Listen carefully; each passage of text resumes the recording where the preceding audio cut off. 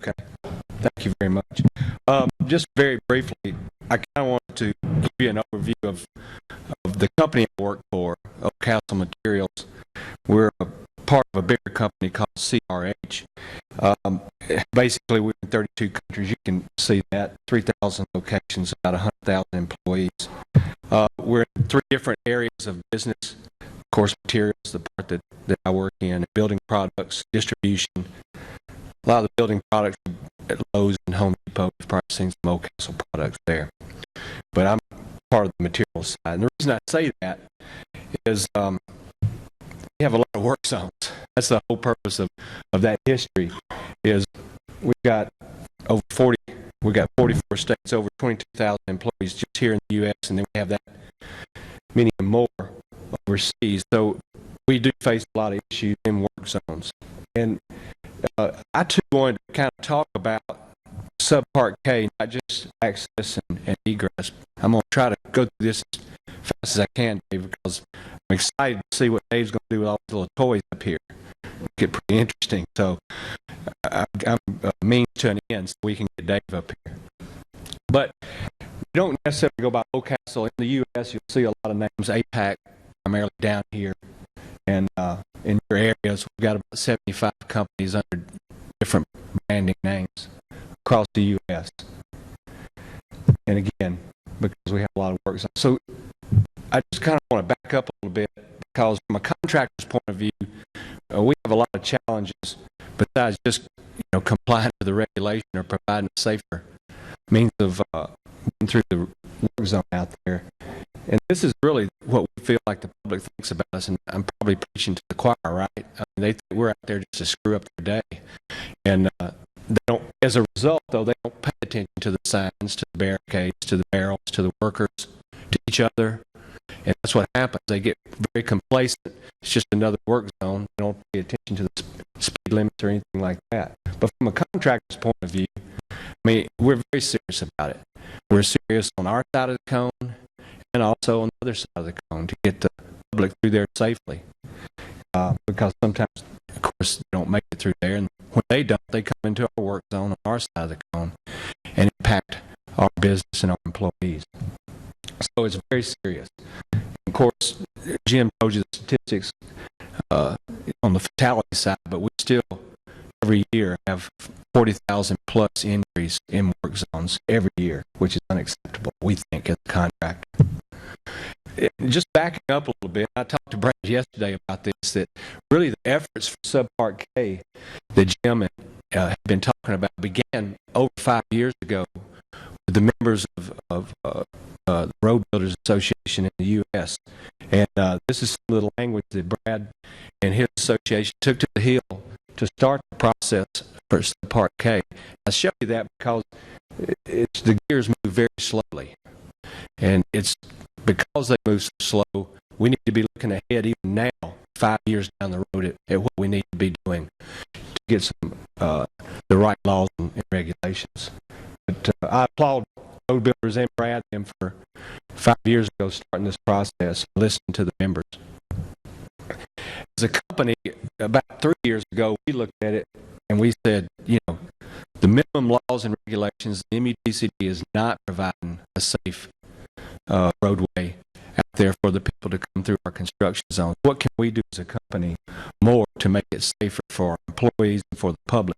And we started looking at more ways to do that, because there were situations that went beyond what the MUTCD had typicals for. There's all kind of different situations out there that hadn't been addressed by any law or regulation.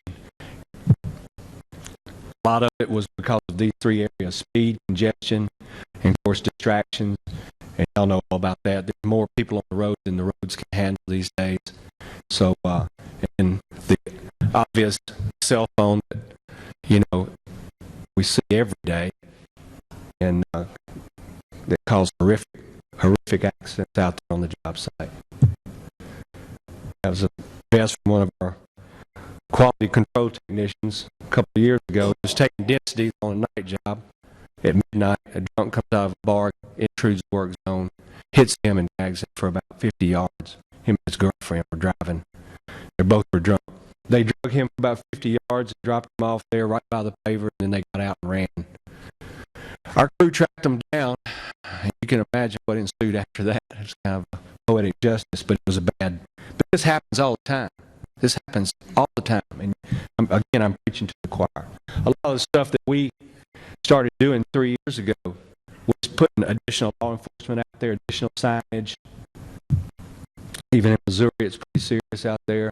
Doing things to minimize drop-offs, trying to do everything we can through public address messages on distraction, and also, and I'm not going to steal any Davis thunder, but we did a lot on access and egress, getting our trucks in and out.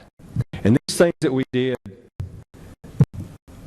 as contractors, and I'm sure you did too as a contractor, we don't necessarily get paid for them. There were extra things. And sometimes we weren't allowed to do those things. Sometimes it was very hard to put out additional speed limits, lowering speed limit signs. We'd go jump through a lot of hoops, and sometimes the DOT wouldn't let us do that. Or they may not let us put additional crash trucks out there, or whatever it might be. So there's a lot of issues with trying to provide a safer work zone out there for our employees and the public. So we began a campaign early in 2007.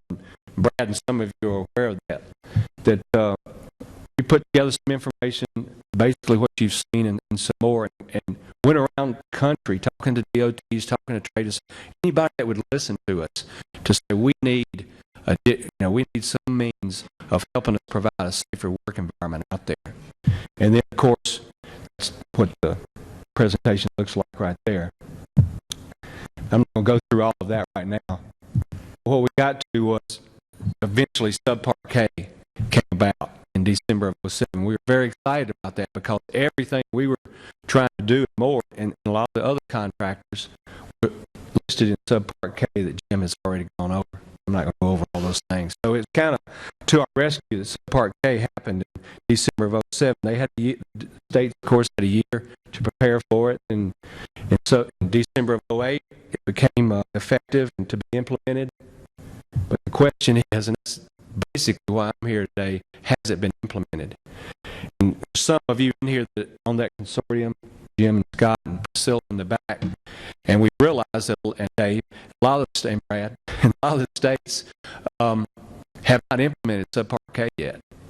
And that is what we need for access and egress, for additional law enforcement officers to provide a safer work environment for the employees and an environment for the public to safely go through our job sites. So that's what we need.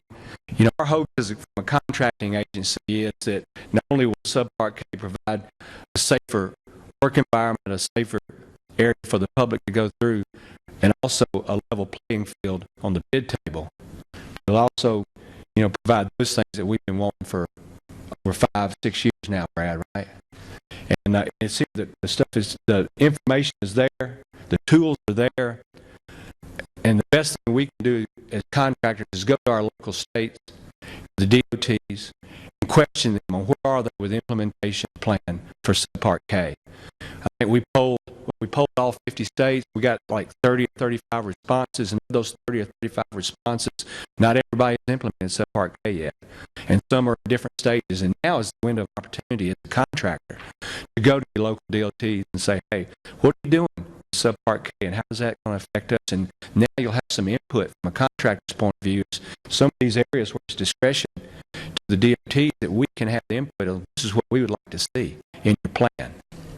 So this is a good window of opportunity right now, and I would encourage you, you know, if you're a member of Road Builders or NAPA, whoever, that they have the consortium has that information for you and a link that they can provide to you to see where your states are in relation to implementation of Subpart K.